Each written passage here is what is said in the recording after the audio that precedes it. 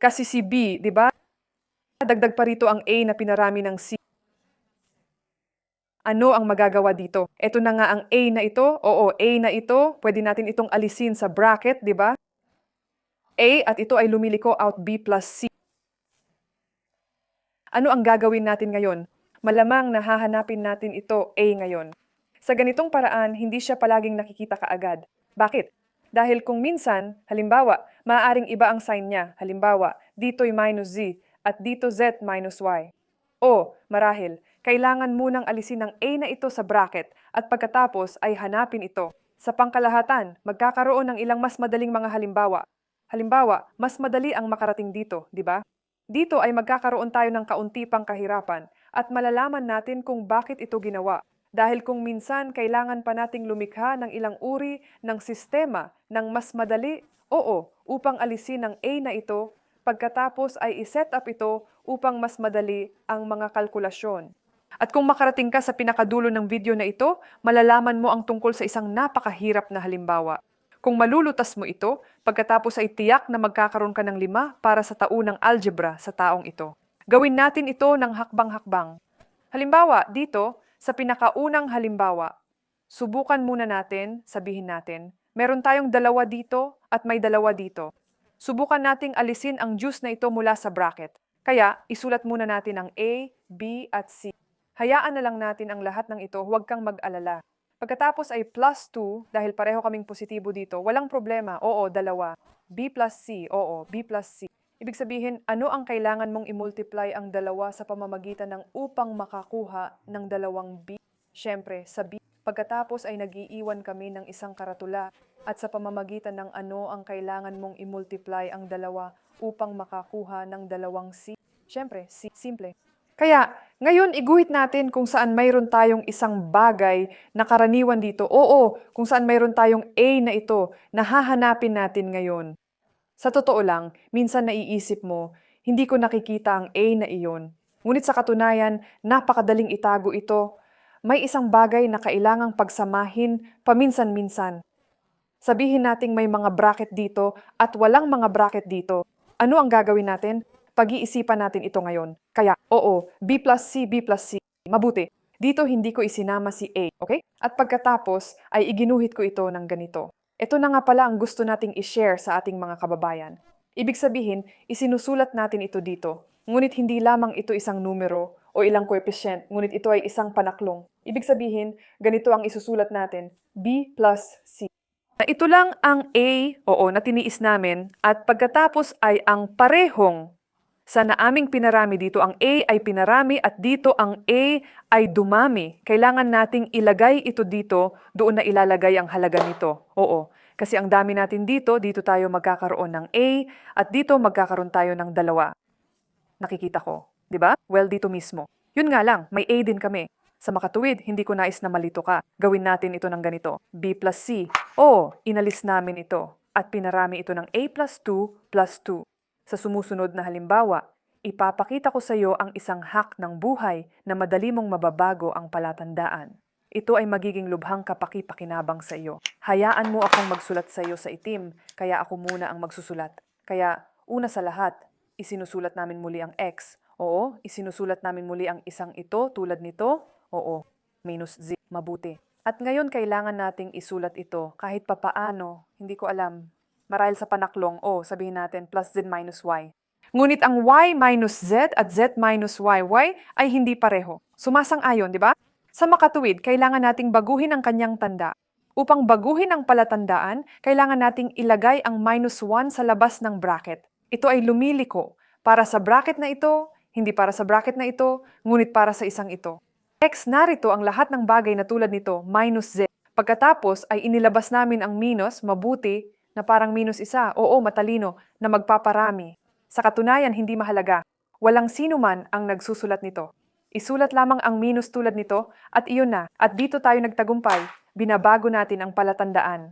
Ang Y ay nagiging positibo at ang Z ay nagiging negatibo. Minus Z. Sa tingin ko, amoy na amo kanan dahil may katulad tayo dito.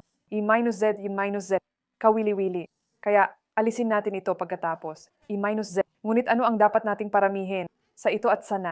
Wala na tayong makukuha doon, di ba? At kakailanganin namin ng isang ito. Sa totoo lang, pareho pa rin ang x. Lahat ng ito ay kahanga-hanga. Ito napupunta tulad na, tama? At pagkatapos ay minus isa. Yun lang. Ito ay lumiliko out na dito ang mga bracket ay y minus z at dito sa bracket x minus isa. Hayaan mo akong burahin ito sa ngayon at tingnan mo ang pangatlong halimbawa. Siguro maaari mong malutas ito sa iyong sarili dahil dito ito ay hindi gaanong mahirap. Una sa lahat, binibigyan ka ng ganong pahiwatig, pero ano ang pagkakapareho ninyo, di ba? Halimbawa, dito, merong isang karaniwang 5, di ba? Alisin natin ang 5 ito. X o minus y, di ba? Dahil ano ang kailangan nating i-multiply ang 5 sa pamamagitan ng upang makakuha ng 5x? Kailangan mong mag-multiply sa pamamagitan ng x. Ano ang kailangan nating i-multiply ang 5 sa pamamagitan ng upang makakuha ng minus 5y minus y? So far, parang malinaw na ang lahat, di ba? Simple lang ang hakbang, pero nakikita na natin ang panaklong na ito. Pagkatapos, dito, ano ang kailangan nating gawin? Kailangan ba nating kunin ang anong numero? Ano ang koepisyente? Plus a.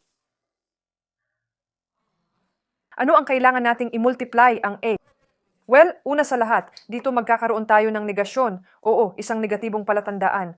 Narito ang isang x at narito ang isang y. Gaano kawili-wili? Narito ang x minus y at dito rin x minus y. Isang uri ng hindi ka panipaniwala na pagkakataon. Isulat natin ang x minus y dito. At sa pamamagitan ng ano tayo magpaparami? 5 plus 8. 5 plus 8.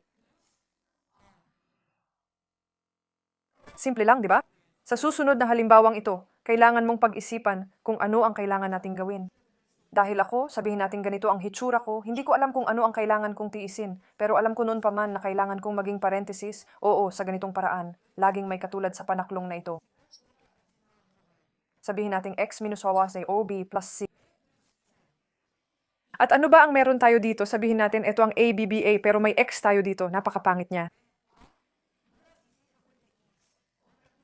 Hindi ko siya ganong gusto. Baka tanggalin natin ito sa bracket at subukang pagsamahin ito. At kung minsan, sabihin natin, sa unang tingin ay maaaring hindi mo kahit na maramdaman kung ano ang kailangan nating gawin sa susunod. Ngunit kailangan nating ispell ito at kapag inireseta mo ito, marahil pagkatapos ay makikita natin ito. Subukan natin. Sabihin natin ang isang ito at ang isang ito. Oo, tanggalin natin ang x sa mga bracket. At ano ang nakukuha natin sa loob? At plus b, di ba? Iyon ay, pinagsama namin ito at iyon at naiwan kami sa minus b at minus a. Kanan? Subukan nating isulat ito. Minus a at minus b. Sige. Eto na nga, may mga bagay na ganito. Tingnan mo, magagawa mo ito dito. Narito kung paano namin ginawa ang x minus y minus x. Tandaan, kinuha namin ang minus 1 mula sa bracket upang baguhin ang mga palatandaan ng mga coefficient na ito, di ba? So ito ay lumiliko out na maaari mong gawin yon. Isulat namin muli ang x, oo, a plus b. Lahat ng ito ay muling isinulat ng ganon, mabuti. Ngayon ay aalisin natin ang minus mula sa bracket. Narito ang minus. Ano ang mayroon tayo sa mga panaklong? Una sa lahat, positibo na ang a at positibo rin ang b.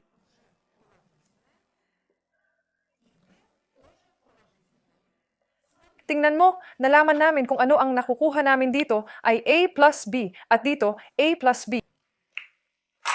Well, paano natin haharapin ito? Alisin natin ito sa bracket. Kanan? Parang may ganyang a, oo, na tiniis natin sa simula. A plus b. Mabuti. Ano ang kailangan nating i-multiply? Una sa lahat, magkakaroon tayo ng negatibong palatandaan dahil dito negatibo ang palatandaan. Ito na ang x natin kasi may x tayo dito, di ba? At ano ito dito? May bakanting lugar dito, wala na. Ano ito? Minus 1. Oo, ganap. Kung nahulaan mo, pagkatapos ay maglagay ng isang katulad nito. Kaya lumipat tayo sa susunod na ehersisyo. Ito na nga, malamang na kailangan mo talagang mag-move on. Gusto kong turuan ka kung paano mag-isip, kaya pag-isipan natin kung ano ang karaniwan dito.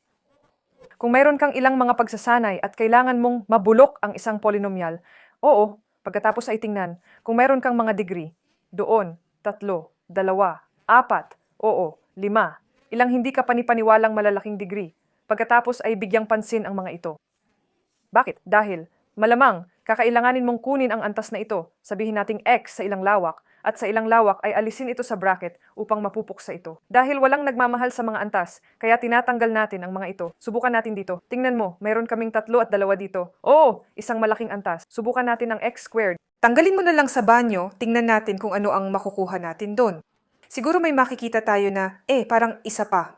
Isang bagay na naiwan sa ating isipan. Kaya, ilabas natin ito, di ba? X squared. Ano ang kailangan mong i-multiply ang x squared sa pamamagitan ng upang makakuha ng x cubed? Para lang kay x. Ano ang kailangan mong i-multiply ang x squared para makakuha ng x squared? Plus, isa lang. Nag-iisa. Mayroon din kaming plus x at plus 1 dito. Tingnan mo, narito ang x plus 1 at narito ang x plus 1. Ayusin na lang natin ang dalawang ito, di ba? Ito ay tulad ng kung pinagsama namin ang mga ito at iyon na. At ngayon, kunin natin ang x plus 1 na ito, aalisin natin ito sa bracket, at lumalabas na magkakaroon tayo ng x sa parisukat sa isa pang bracket dito. Tama yan, naiintindihan, di ba? At dito, na meron tayong bakanteng espasyo dito. Ano ang ibig sabihin nito? Plus isa, di ba? Ang karatula ay napanatili at isa. Yun lang, x plus 1 at dito x squared plus 1. Sa gawaing ito, syempre dos-dosenang mga kapansin-pansin.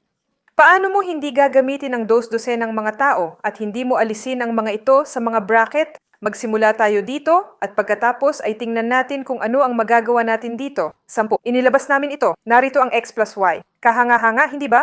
Napakasimple. At ngayon, eto na ang dalawang miyembro, negatibo sila, kaya ilabas natin agad dito kung ano ang pangit na plus-minus. At kunin natin ang x, dahil meron tayong x dito at may x din dito. Ano ang dapat nating gawin sa loob ng panaklong? Nakukuha namin ang lahat ng positibo. Bakit? Tanging plus to minus lamang ang magbibigay sa atin ng negatibong resulta. Kukunin natin ang mga dicks na ito. Kung hindi, kung maglalagay tayo ng minus dito, ang minus sa minus ay magbibigay ng plus at magkakamali tayo kung tutuusin. Kaya tingnan, narito tayo, una sa lahat, plus, dito makakakuha tayo ng x, oo, x sa x, oo, minus x sa x ay minus x squared. And nandito, ito ay lumiliko out x minus x sa y, ito ay magiging minus xy. Ngayon, nakikita na natin, x plus y, x plus y. Lumipat tayo dito. Gawin natin ito dito. X plus y. Mabuti. And ano ang nangyayari dito? 10 minus x, x plus y, 10 minus x. Sa sumusunod na halimbawa, ano ang pagsamahin natin dito? Tingnan mo, mayroon kaming isang y cubed dito. Oo, isang x cubed. Gusto ko siyang alisin. Subukan nating i-single out ang laro sa parisukat mula dito, alisin ito sa bracket, at pagkatapos ay magiging mas madali para sa atin na huminga sa mga panaklong. Hayaan mo akong linisin ito, buburahin natin ito dito. Subukan natin. Sama-sama nating ilabas ang laro sa plaza, di ba? Kunin ang yy sa plaza dito. Ano ang natitira sa atin? Dito meron lamang kaming x squared, at dito meron kaming minus y, oo, minus y. Dahil pinarami namin ng minus yy sa y squared, nakakakuha kami ng minus y cubed. Ano kaya ang makukuha natin dito sa susunod na taon? Kaya, gawin natin ito ng ganito. Dagdag pa, tama? Una sa lahat, maglalagay ako ng plus. Ito na ang xy at ito na ang y. Ilabas na lang natin si x dito. Ganyan si x. Okay? Gusto mo ba ito? At ano ang makukuha natin? Ito na ang y, di ba? X sa y ay magiging xy positibo at dito ito ay lumiliko out minus x squared. Sige, iyon ay pinarami namin ang minus x squared sa pamamagitan ng x, nakakakuha kami ng minus x cubed. Ngunit dito, tingnan, narito ito ay lumiliko, x parisukat minus y, at dito, i-minus x squared. Upang baguhin ang karatula, kailangan nating alisin ang minus na ito sa bracket dito. Subukan natin. Yon ay y squared, yon ay kung paano namin muling isinusulat, x squared minus y, at dito ito ay lumiliko out minus x. Diba? Binabago namin ang sign at nakakakuha kami ng x squared minus y. Binago nila ang karatula? Oo. Sa kabaligtaran, inilagay nila ito. At ngayon, maaari silang pagsamahin. Oo, nakikita mo na maaari mong pagsamahin ito at ito masyadong. At ano ang makukuha natin? X squared minus y at dito y squared minus x. Ngayon, subukan nating kalkulahin. Iyon ay, kailangan nating palitan ang 0.5 ikasampu sa halip na x at minus 0.5 ikasampu sa halip na y. Kaya, ano ang nakukuha natin dito? 0.5 squared. Ang minus y ay plus 0.5 tenths. Kung gayon, ano ang makukuha natin? Y squared minus 0, 5 squared minus, oo, x ay 0.5 ikasampu. Mabuti. Ano ang nakukuha natin dito? 0.25, oo, plus 0.5, 5 ikasampu. At narito ito ay pareho, 0.25 minus 0.5 ikasampu. Bilang isang resulta, dito kami makakuha ng 0.75 hundredths at dito kami multiply sa pamamagitan ng minus 0.25. Kumuha tayo ng calculator. Ang negatibong sagot ay 0.1875. Diba? Iyon ay 1,800 at 75 10,000. Iyon ay mas madaling palitan ang ilang x, y. Oo, ang mga coefficient ay wala dito dahil madali itong magkamali. Oo, sa isang calculator kahit papaano, ngunit ang ilang mga mas simpleng kalkulasyon. Ngayon ay magpatuloy tayo sa pinakamahirap na halimbawa. Tingnan mo, kung mayroon kang ito sa isang lugar sa isang pagsubok, ang pangunahing bagay ay isipin muna kung alin ang pinakamataas. Dahil, tingnan mo, dito ang c ay cubed, c ay squared, c ay squared. Subukan nating pagsamahin ang mga ito kahit papaano. Halimbawa, i-click ang c squared. Subukan natin. At marahil, kahit papaano ay magiging malinaw tayo kung ano ang maaari nating gawin sa natitira, oo, ang mga bahagi.